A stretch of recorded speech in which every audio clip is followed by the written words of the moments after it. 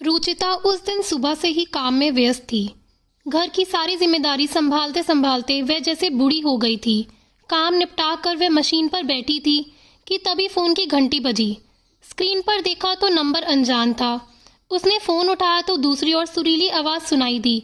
Hello Ruchita. हाँ, मैं रुचिता ही बोल रही हूँ। पहचाना? आवाज तो जानी पहचानी लग रही है, पर पहचान नहीं पा रही हूँ। अरे, मैं अनीता बोल रही हूँ, तुम्हारी खास फ्रेंड। अब पहचाना? अन्नू, तुम? इतने सालों बाद तुम्हें मेरी याद आई। तुम्हें कैसे भूल सकती हूँ, तुम तो मेरे दिल में हो। ऐसा एक दिन नहीं गया जिस दिन तुम्हें याद ना किया हो।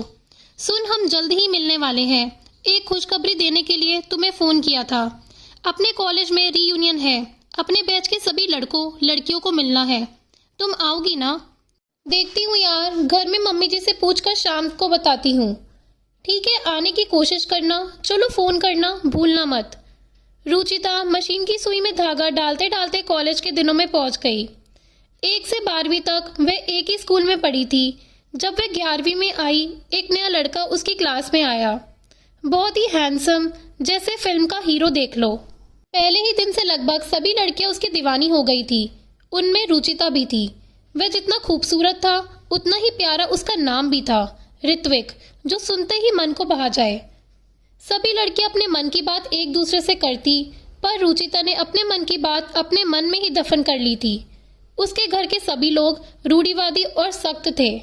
अगर उसने कभी भूल से किसी लड़के की नोटबुक ली हो या किसी लड़के को अपनी नोटबुक दी हो और घर वालों को इसका पता चल गया हो तो उस दिन घर में बवाल हुआ ही था। इसलिए रुचिता लड़कों से बातचीत तो क्या, उनकी ओर देखती तक नहीं थी। ऋत्विक ने कुछ ही दिनों में रुचिता को छोड़कर सभी लड़कियों को अपना फ्रेंड बना लिया था, पर वह हमेशा रुचिता की ओर ताकता रहता था। कितनी सौम्य लड़की है, टैलेंटेड भी उतनी है। कम बोलने वाली, पर क्लास में जब कभी किसी सवाल का जवाब देती, मन करता उसकी मीठी आवाज सुनते ही रहो।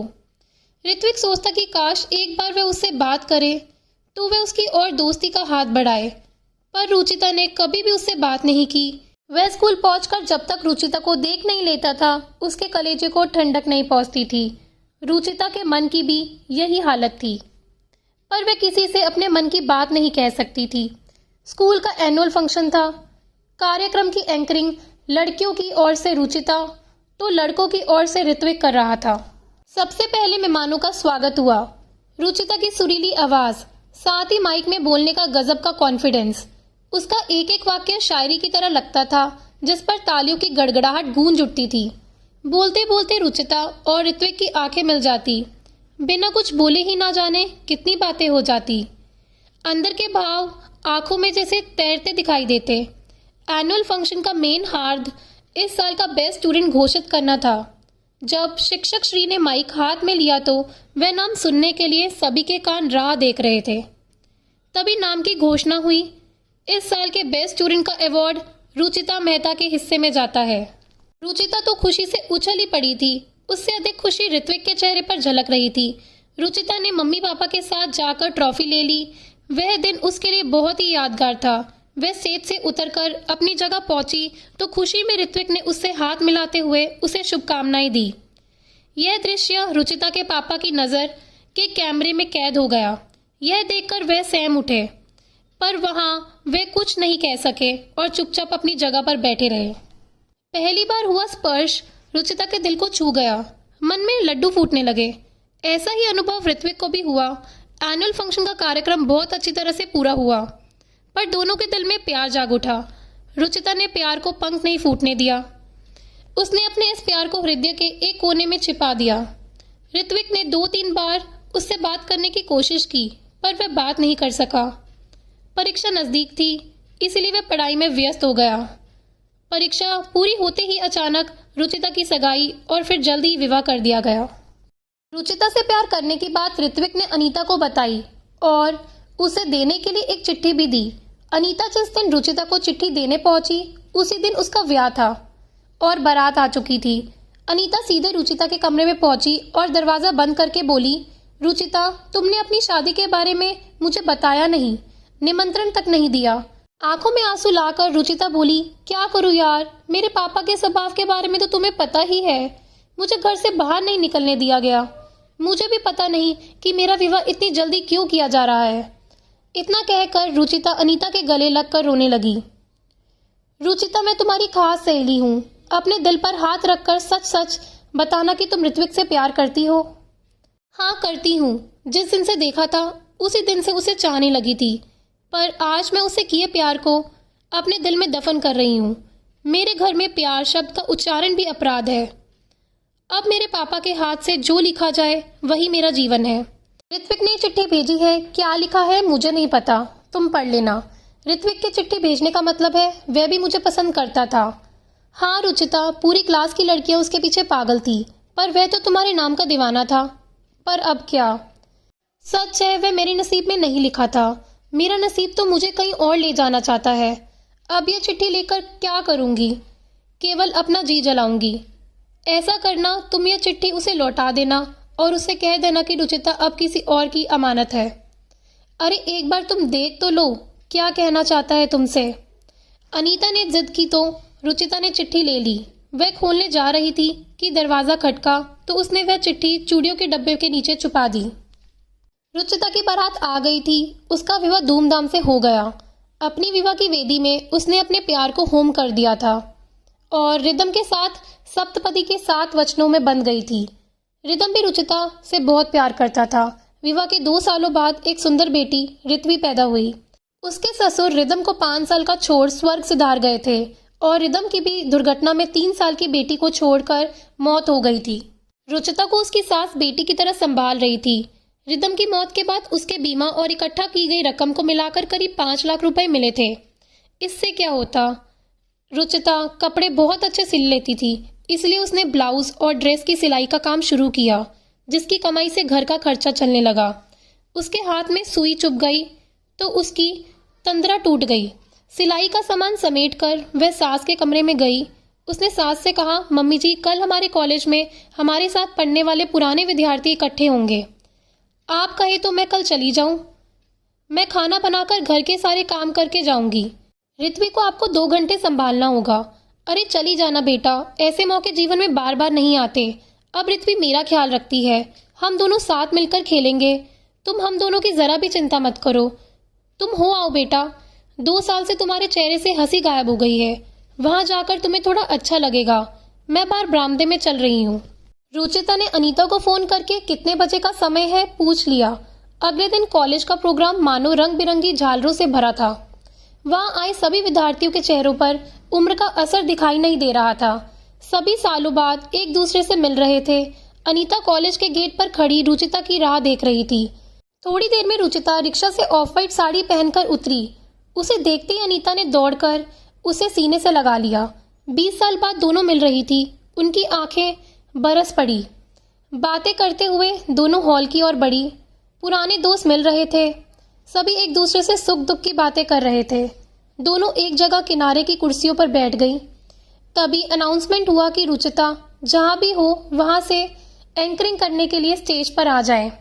रुचिता ने कहा, अनीता मना कर दो, मैं एंकरिंग नहीं कर पाऊंगी। अरे तुम जाओ तो सही। अपने अंदर का कौशल्य कभी मरने नहीं देना चाहिए।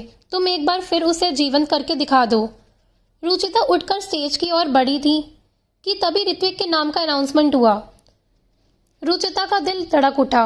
इतने सालों बाद कैसा लगता होगा वह। उसने अपना स्थान ले लिया, पर ऋत्विक अभी नहीं आया था। उसने प्रोग्राम की शुरुआत की ही थी कि हॉल में एक सुंदर नवयुवक का प्रवेश हुआ। सभी लड़कियां जो महिला बन चुकी थी, सभी की नजरें उस पर जा टिकी। जल्द से जाकर उसने अपना स्थान संभाल लिया। रुचिता और ऋत्विक की आंखें मिली, पर रुचिता ने आंखें झुका ली। प्रोग्राम की शुरुआत हो गई। रुचिता की मधुर आवाज में अभी भी वह कनक थी। जिन्होंने इस प्रोग्राम का आयोजन किया था, उन आयोजकों को फूलों का गुलदस्ता देकर स्वागत किया गया। इसके बाद आयोजन के अनुसार प्रोग्राम आगे बढ़ा। सभी के चेहरे पर खुशी समा नहीं रही थी। इनमें से तमाम तो कपल थे। अब पार्टी की शुरुआत हो गई। रुचिता और अनीता अन्य सहेलियों के साथ बातों में लग गई। ऋत्विक भी वहीं आकर खड़ा हो गया। मेरी चिट्ठी का जवाब तो तुमने दिया नहीं, क्या आज एक दोस्त बनकर बात नहीं करोगी? रुचिता का दिल जोर से धड़क उठा। वह चिट्ठी तो उसने चूड़ियों के डब्बे में रख दी थी, वह वहीं रह गई थी। इतने साल बीत गए वह डब्बा तो पापा के घर ही था। शायद अब वह वहां भी नहीं होगा। उसे एसी में भी पसीना आ गया। ऋत्विक ने रुमाल देते हुए कहा, लो पसीना पोंछ लो, मैं तुम्हें कोई सजा नहीं दूंगा। चलो उधर उस टेबल पर बैठते हैं। वह एक जगह बैठ गए। ऋत्विक ने कहा, रुचिता, तुम्हारे जीवन के बारे में अनीता ने मुझे सब बता दिया। तुम मेरे जीवन के बारे में नहीं जानना चाहोगी? जानना तो बहुत कुछ था, पर किस्मत का खेल तो देखो कहाँ से कहाँ ले जाता है। तुम्हारा सुखी संसार होगा, शायद एक दो बच्चे भी होंगे। तुम हैंडसम हो, इसलिए तुम्हारी पत्नी भी सुंदर होगी। मेरा एक बेटा है रुचित, पर अब उसकी माँ इस दुनिया में नहीं है। यह कहते हुए ऋत्विक की आंखें भर आई। जिंदगी भी रेल की पटरी जैसी है, कभी कहाँ सीधी चलती है, जिंदगी भी कितने मोड़ लेती है, तब पूरी होती है। रुचिता ने कहा, सच बात कही, इस जिंदगी के मोड़ अंत तक समझ में नहीं आते। ऋत्विक ने कहा। पहली बार रुचिता ने ऋत्विक से इतनी बात की। वह मन ही मन खुश था, रुचिता भी खुश थी। दिल की बात कहने वाला उसे एक दोस्त मिल गया था। दोनों ने एक दूसरे के मोबाइल नंबर लिए और सभी अपने अपने घर के लिए रवाना हो गए। अगले दिन रुचिता के भाई भाभी घर आए। रुचिता उन्हें देखकर बहुत खुश हुई। उसकी भाभी के हाथ में एक चिट्ठी थी। उसने वह चिट्ठी रुचिता को दी तो उसने उसे धड़कते दिल से खोला। उसकी स्याही फीकी पड़ गई थी। रुचिता ने उसे पढ़ा। रुचिता, तुम्हें देखते ही पहली नजर में मुझे प्यार हो गया है, परंतु अगर मैं तुम्हें पसंद नहीं हूँ तो मैं उस प्यार को अपने दिल में ही रखूंगा, क्योंकि मैं जिसे प्यार करता हूँ उसे हमेशा के लिए खुश देखना चाहता हूँ।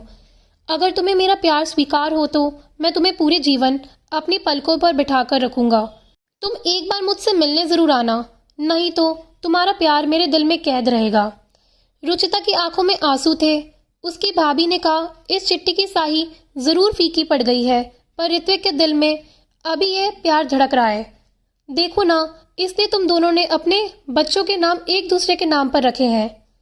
देखो रुचिता, कुदरत ने तुम दोनों को एक जैसा दुख दिया है, तो तुम दोनों एक दूसरे का सहारा बनकर जी सकते हो। ऋत्वी और रुचित को माता पिता का प्यार मिलेगा। अभी तुम्हारी उम्र 35 साल है। अभी तुम्हें जीवन साथी की जरूरत है। अगर जीवन साथी के रूप में पुराना प्रेमी मिल रहा है तो इसमें क्या गलत है। रिदम के भी तो अंतिम शब्द यही थे कि जो मेरे ऋत्वी को प्यार करे, इस तरह का जीवन साथी खोज लेना। अपने लिए नहीं तो ऋत्वी के लिए ही विवाह कर लो। रिदम की याद तो तुम्हारे साथ हमेशा ही रहेगी। रुचिता की सास ने कहा, बेटा, मेरी भी यही इच्छा है। मेरी जिंदगी का कोई भरोसा नहीं है बेटा। मैं तो पतझड़ के पत्ते की तरह हूँ। तुम ऋत्विक को अपने जीवन में जगह दे दो। थोड़ा सोचकर रुचिता बोली, ऋत्विक को यह बात स्वीकार है, पर मेरी एक शर्त है। उसे मेरे साथ मेरी मम्मी को भी स्वीकार करना पड़ेगा। इस समय तो मैं ही उनकी बेटी और बेटा हूँ। उनकी देखभाल की जिम्मेदारी मेरी ही है। अगर उन्हें स्वीकार हो तो मैं तैयार हूँ। अगले दिन सवेरे ही ऋत्विक और अनीता सगाई की चुनरी लेकर आ गए। साथ में रुचिता को भी ले आए थे। ऋत्विक रुचिता की सास के पैर छूते हुए बोला, आज से आप मेरी माँ हैं। मैं आपको कभी दुख नहीं होने दूंगा। रुचिता की सास की आंखें छलक आई। ऋत्विक में उन्हें रिदम का चेहरा दिखाई दिया। उन्होंने ऋत्विक के सिर पर हाथ फेरा तो उसने उनकी गोद में सिर रख दिया। बहुत दिनों बाद माँ का प्यार मिला था। ऋत्विक और रुचिता पुराने प्रेमी से एक दूसरे के जीवन साथी बन गए थे। दोस्तों, अगर आपको कहानी पसंद आई हो तो प्लीज लाइक करना और चैनल को सब्सक्राइब करना। धन्यवाद।